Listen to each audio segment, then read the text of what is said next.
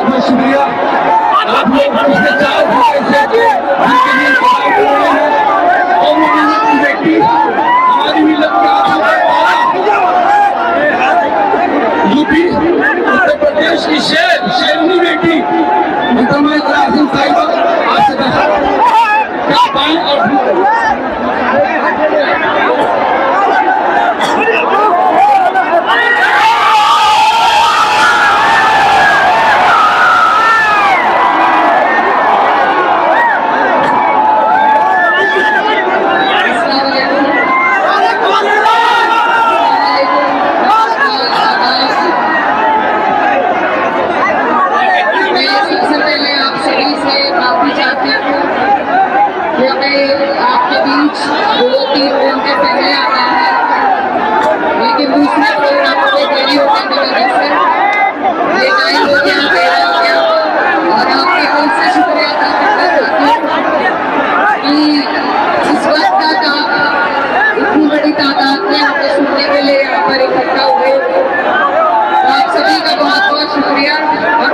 के साथ मैं शुक्रिया करना चाहती हूँ जोकीहाट विधानसभा के सभी हमारे बड़े बुजुर्ग माए बहने जो यहाँ पर मौजूद हैं, मंच पर उपस्थित हमारे बीच में आपके प्रत्याशी शाहनवाज भाई और तमाम जो जिम्मेदार लोग हैं, सभी का मैं शुक्रिया अदा करना चाहती हूँ।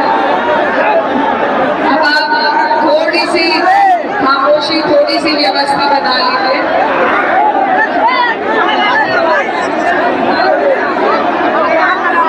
कुछ बात करनी है, सिर्फ 10 मिनट लगेंगे।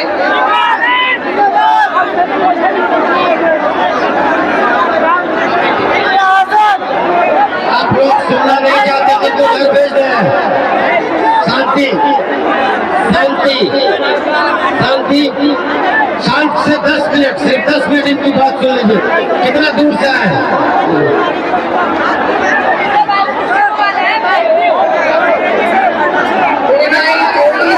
थोड़ी सी व्यवस्था बता लीजिए। आपका चुनाव है, थोड़ी सी गंभीर बात होनी है। मेरी आपसे दरख्वास्त है, सुन लीजिए, 5 मिनट सुन लीजिए। ये आपका जो चुनाव है, बिहार का चुनाव, ये सिर्फ आपके लिए नहीं बल्कि पूरे देश के लिए बहुत अहम चुनाव है। पूरे देश की नजरें आप पर टिकी हुई हैं कि बिहार की सरजमीन से क्या फैसला आने वाला है। मैं उत्तर प्रदेश से चलके आपके बीच सिर्फ आपको यही बताने आई हूँ कि हमारे उत्तर प्रदेश में जो पिछले 10 साल से भाजपा की सरकार है, उसने लोगों को जिस कदर प्रताड़ित कर रखा है, हम पर झूठे मुकदमे लगाए जा रहे हैं, हमें जेलों में डाला जा रहा है, लोगों के घर सर से तोड़े जा रहे हैं। यकीन मानिए वहां पर घुटन का माहौल है। आप अपने दिल की बात ना कह सकते हैं। आपके कपड़े पहनने से लेकर आपके खाना खाने तक हर चीज पर सरकार की नजर है और इन छोटी छोटी चीजों को जो संविधान के द्वारा दिए गए हमारे अधिकार है, इन अधिकारों का इस्तेमाल करने के ऊपर कपड़े मुकदमे किए जा रहे हैं, जेल से हमारे लोगों को भरा जा रहा है। तो मैं वहां से सिर्फ वहां का सूरत हाल बयान करने के लिए आपके बीच में आई हूँ कि जैसे हालात वहां पर है वो आप अपने ऊपर मत आने दीजिए। और इस बार अगर भाजपा की सरकार आती है तो ये नीतीश जी को मुख्यमंत्री नहीं बनाएंगे, ये महाराष्ट्र की तरह अपना मुख्यमंत्री बैठाएंगे। और इनका वही एजेंडा है जिस तरीके से ये उत्तर प्रदेश में इन्होंने हमारा जीना दुश्वार कर रखा है, उसी तरीके से ये आपके ऊपर भी करना चाहते हैं। इसीलिए मेरी आपसे गुजारिश है कि ये बहुत गंभीर विषय है। मैं नहीं चाहती जो सब हम रोजाना खेलते हैं वो आपके ऊपर वो मुसीबत आ पड़े।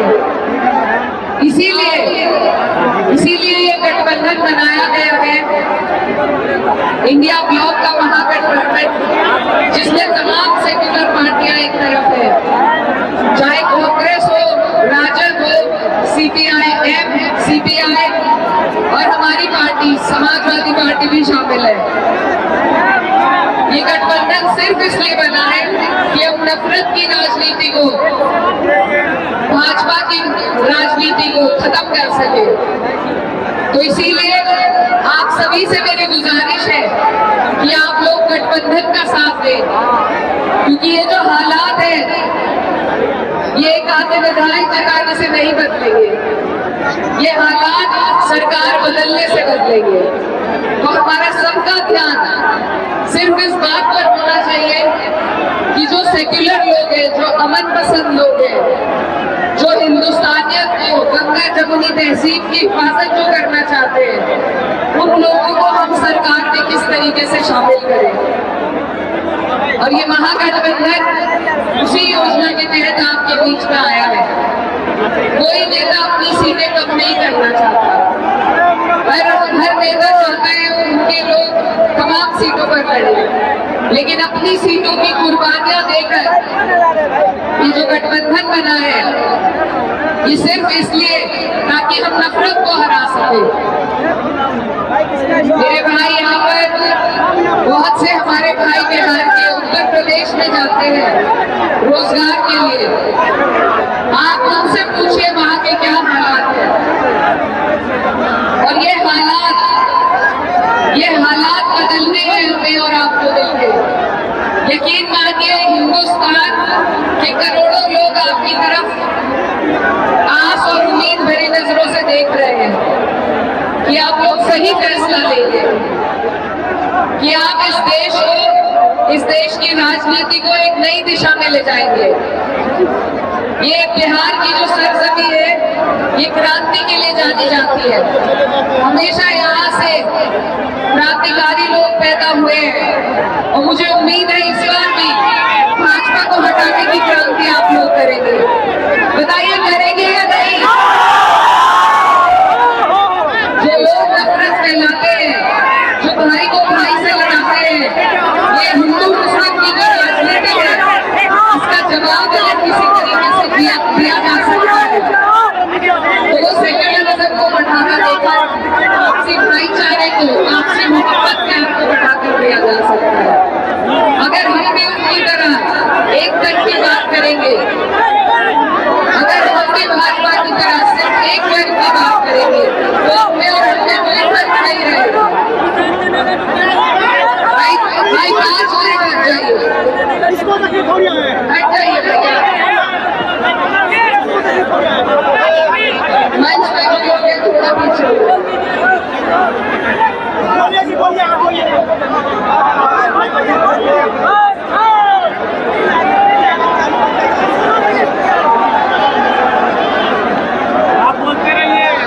तो ये जो चुनाव है आपके हमारे लिए बेहद जरूरी है। ये आपका हमारा इम्तिहान है और ये वक्त आज आपके हाथ में है।